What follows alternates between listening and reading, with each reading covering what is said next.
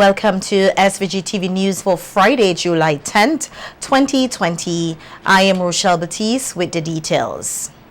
International flights to St. Vincent and the Grenadines will resume tomorrow, with an American Airlines flight out of Miami slated to arrive at the Argyle International Airport, the AIA, at 1:09 p.m. Chief Executive Officer of the SVG Tourism Authority, Glenn Beach, said that the flight was overbooked, and while he is pleased with preparations at the AIA, he is more concerned with a smooth flow of transitioning of passengers under phase 1 of the new protocols. We have a full flight coming in.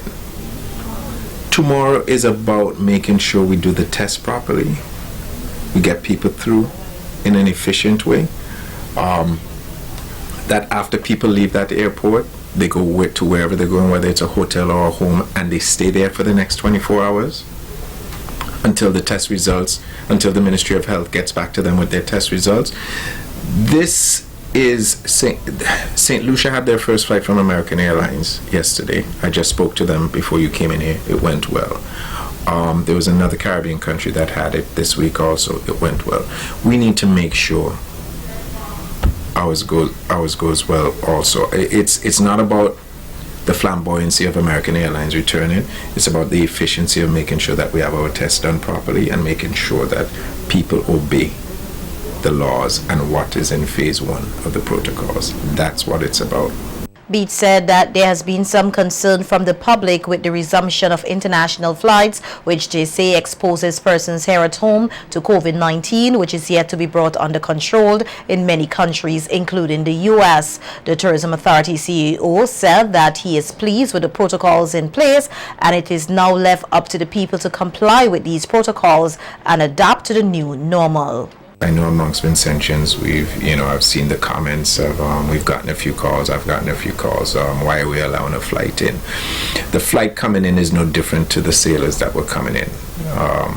I believe most of this flight will be returning Vincentians who were stuck overseas. And as I've told some of the people, I said, we need to be aware of what's taking place. I think if it was any of your family that was stuck overseas, you'd want them home as quickly as possible.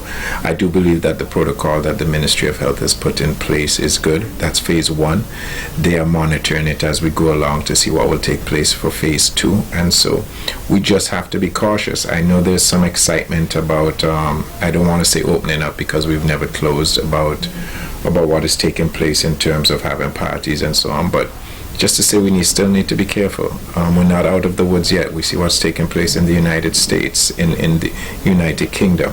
And Beach said the Tourism Authority is in the advanced stages of developing a marketing strategy for the local tourism industry. However, they have to be mindful that 2 major markets, namely the United States and the United Kingdom, continues to see an increase in COVID-19. People locked up, still on quarantine. Yeah, you can do certain things through social media. Obviously, companies like Netflix have seen a boom because people have been stuck at home. Kids are at home with nothing to do.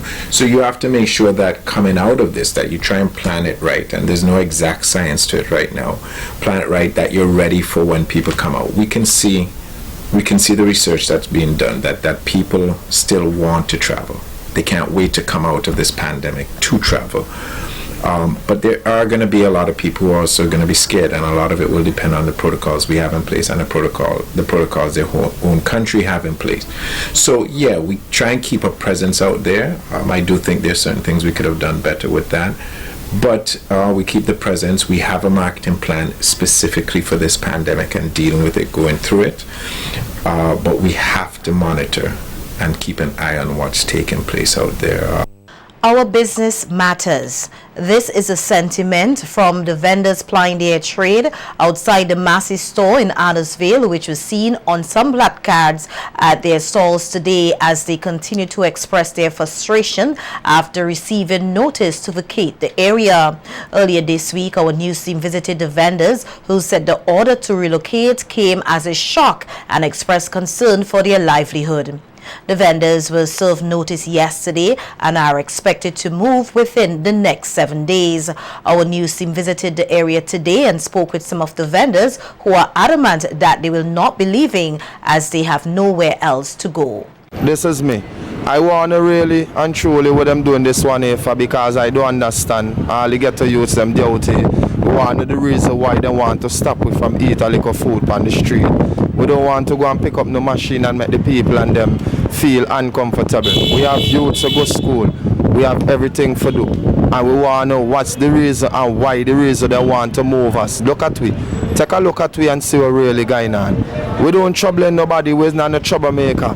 Right now, we stand still right now and still wondering what is going to happen, because we won't even think that we will have, by the time before Wednesday come, that they will come up with some kind of plan to see whether or not we're going to move or if they're going to relocate us to somewhere else. So we still have hope, because once there's life, there's hope. So we're still holding on to faith as we battle out here still at Massive. So we can't go on the same how every day, every year. Changes had to make for better. And that is what all I say, changes had to make for better. If the people, down to the people, everybody crying and saying this, saying that. But it's them, they fall too. And by the grace of Almighty God, I accept it. I for one, I don't care who vexes me. But I for one, if changes have to make, let it make for clean up this country. We ain't settled out here because we're unfair right now. After all the years. You can't come on and tell people they can move them in the space of 7 days, and we're going to tell you're not responsible in the last. So what I mean? You can take we off the street what we're doing good and we're doing wrong and put we in a hole. Suppose we climb out the hole and come out the hole, we go happen. Anything, but we don't want that. So I continue selling still, I ain't giving up. I ain't moving, brother. I selling still. Tell them that. Whatever. Come here, start on here. Well, that man says, so stop the people move a star. Come here, start, but I fight my brothers and still around here. People around here still, I fight for them because all have to survive. When SVGTV News contacted the physical planning unit as to the reason why the vendors were asked to move, an official declined to comment on the matter. Diversification continues to be a key word of the Ministry of Agriculture, which has been taking steps to add more crops to those already being produced locally. The ministry has distributed close to 5,000 Aki plants to help stimulate the growth and development of this crop here in SVG. The Aki is of importance to the diet of Jamaicans and is used as a substitute for meat. Speaking with SVGTV News via a telephone interview today, Minister of Agriculture Supporter Caesar said while bananas will remain a key crop to the agriculture sector, it is important to look for new crops with viable markets. The minister said the first phase of the distribution process of Aki plants to farmers has gone well. Because of that, the Ministry of Agriculture decided to do a first phase with 5,000 plants, and the Richmond Vale Academy has decided to be a part of the process, and they will be taking 1,000 plants for the Richmond Vale Academy. And I am aware that some 400 plants are also at the Wallabu station, and I'm encouraging persons to get involved into the production of Aki. We are working in conjunction with several technicians from Jamaica to ensure that we have the right tech pack. And as you said, it is very exciting. Less than a month ago, we had a national distribution of citrus plants. And as you say in common parlance, they went like hot bread. And I am seeing a significant take-up of the Aki plants. In fact, we have basically a 90% allocation already for these plants.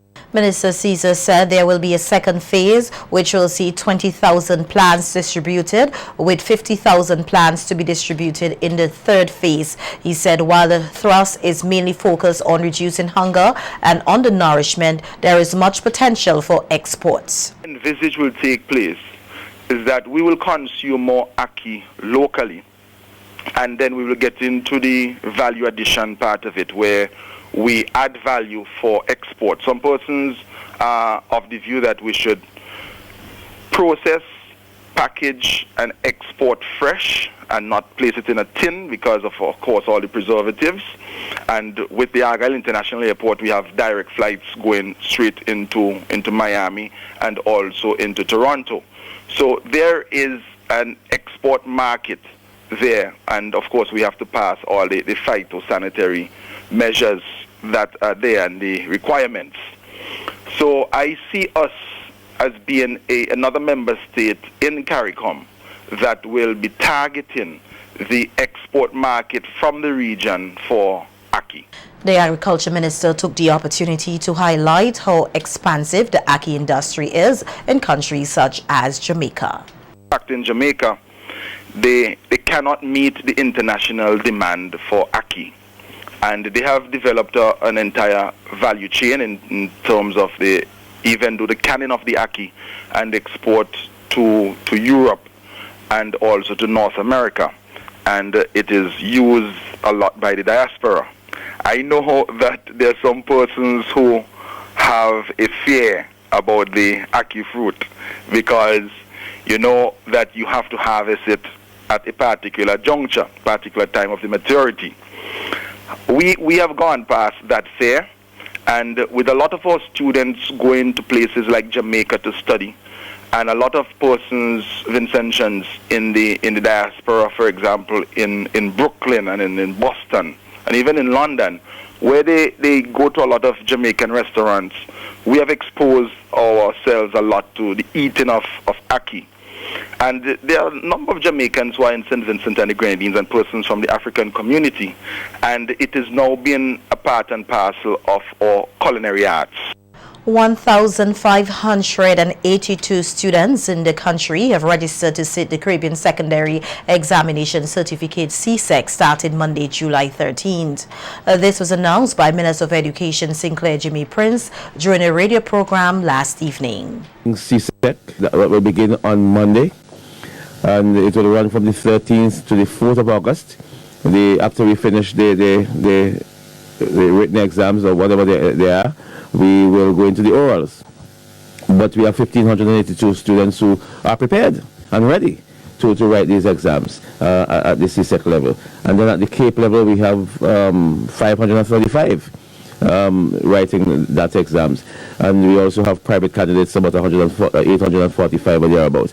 So we are prepared to continue our education.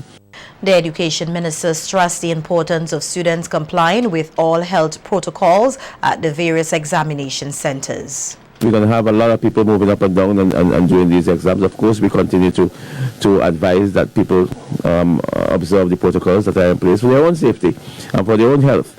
We're not just going to be recklessly sending people out to school without saying to you, well, you need to wash your hands still. You need to have some social distancing. You need to do whatever you're supposed to do as laid down by the Ministry of Health. And the Ministry of Education has been constant in this regard. We have been telling people what to do, and we have been ensuring that they did it. The Carnival Development Corporation today announced the cancellation of this year's Miss SVG pageant. In a news release, the CDC said as a result of the far-reaching negative impacts of the COVID-19 pandemic on the citizens and business community of SVG over the past 4 months, a decision was taken to cancel this year's pageant. The CDC said while the original date set for the pageant, October 31st, seems to be in the distance, necessary preparations had been put on hold out of an abundance of caution adherence to the guidelines put forward by the authorities and being sensitive to the financial and psychological challenges stemming from the many uncertainties surrounding the pandemic. The Carnival organization said it now looks forward to supporting the Beauty Shows Committee in preparing for a better 2021 production and a safe and enjoyable experience for all. In other news, head of the fire department of the RSVG Police Force, Superintendent Joel James, continues to caution about the dangers of house and bush fires and encourage persons to be vigilant and considerate. Speaking today on the 5th day of the RSVG Police Force Virtual Crime Prevention Exhibition, SOP James highlighted some of the causes of house and bush fires. Who have defective fans which they used, and because sometimes you have a fan and you know you have to spin that blade in order for the fan to start its operation. And you will not change it because you believe you can use it still because it's still operational. And you might have a broken wire in that fan, or it might overheat. Some persons would leave fans plugged in by mistake and go to work. Some persons would have plugged their irons in, press their clothing, and forget to remove that plug from the outlet, and they would go to work or go to town or somewhere, and then this element would overheat, and some of them might be pressing on beds, for example, and leave that iron on bed by lapse of memory. And lo and behold, you would hear we get a call that that particular house is on fire. There are 4 classes of fires, which include Class A, simple fires, Class B, fuel fires, which are very dangerous and hard to extinguish, Class C, electric fires, and Class D, titanium. The fire chief explains the high risk of each of these fires. And D. Class A fires are the simple fires. Simple combustible materials are ignited.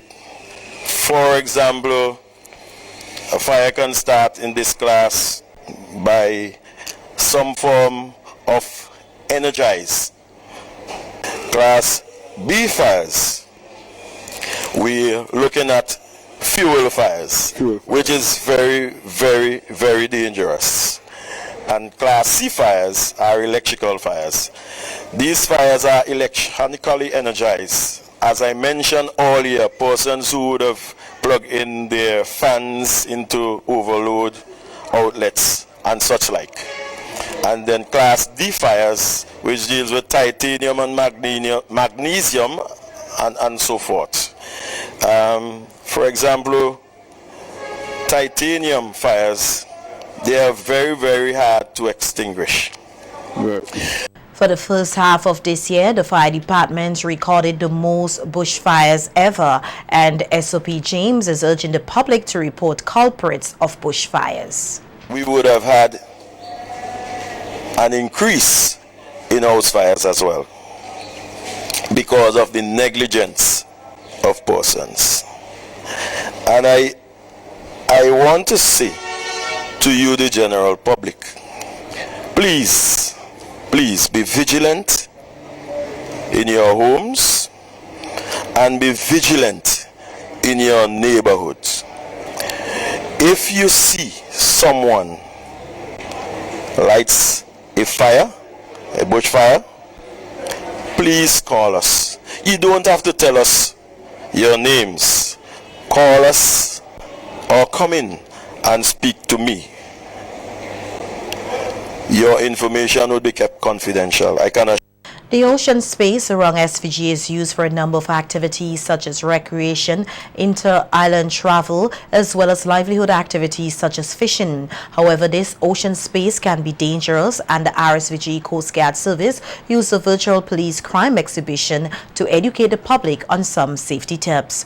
A Chief Petty Officer Brongosian Glasgow highlighted some of the necessary equipment boats and other vessels should have before going out to sea. We are the St. Vincent the Grenadines Coast Guard Service. We always preach a lot of safety for mariners when they're going out on the sea. In particular, the fishermen, we ask them to take emergency equipment, life-saving apparatuses. That would include life jackets, radios, GPS, pumps, bilge pumps, bailers, that sort of thing. We have also a 1/3 policy. We encourage them to take enough fuel, food, and water for the entire trip, so that in case they have an emergency, they would have some in excess so that they can depend upon. The Chief Petty Officer also shares some safety tips with sea bathers. Persons who are going to the beach, we would encourage them to have an adult present. Do not go to beaches that they are not familiar with. If they're going to the beach, then they have to take all the necessary safety precautions, check the weather to make sure that the day that they're going to the beach, that it isn't too bad. If there's an advisory out as well for sea bathers, then they should stay away from the sea. We encourage people as well not to eat too much when they're going to the beaches to bathe, because eating too much is not compatible with swimming. Also the drinking of alcohol or any illegal substance, we ask them to refrain from that as well, right? We'd also like to say that if by chance they go to the beach and they're caught up in a rip current, that they have to swim parallel to the water and not to swim against the current until they get out of the current. If they're in any difficulty, then they should immediately contact the St. Vincent and Grenadines Coast Guard Service. Stay safe all the time. Glasgow said persons must also pay close attention to the signs posted at various beaches nationwide. Signs placed by the St. Vincent and Grenadines Coast Guard as well as the National Parks, Rivers and Beaches Authority. But you see, the thing is, we ask persons to check with these signs, to read them and make sure that they understand what the signs are saying. If the signs are saying not to swim in the area, then we ask persons to refrain from swimming, because there's a reason why the sign is there, and it's encouraging you not to swim in the water that is around there. Also, if you happen to get there, and like for Arauco, for example, there's a pond there, we ask you to use a pond instead of going into the sea to bathe. Last year, the RSVG Coast Guard is said to have conducted over 26 rescue operations. Motorists are being urged to adhere to new slow signs in the vicinity of Marion House, which have been placed there after the traffic department reported increased accidents in the area. Traffic officer Paddle Brown said that an investigation has been launched into the reason or reasons for the increase in accidents in the area. What is happening at Marion House? There is ongoing investigation from the police and the Ministry of Transport and Works, the road divisions. Persons, we have quite a number of accidents being reported in that area, where motorists are reporting that they are traveling at normal speed, and when they get in that area, where especially when the road is wet, they are losing control of their vehicles and they are going over the embankment at Marion House. Sergeant Brown said that the traffic department decided to put a slow sign to alert motorists of the potential danger in the area. Did we put in some slow signs with some temporary measures to alert persons to drive slow in that area. We are also advising motorists to take the necessary caution while driving in the area of Marion House. You will see the slow signs. Just comply and avoid being a statistic in getting an accident.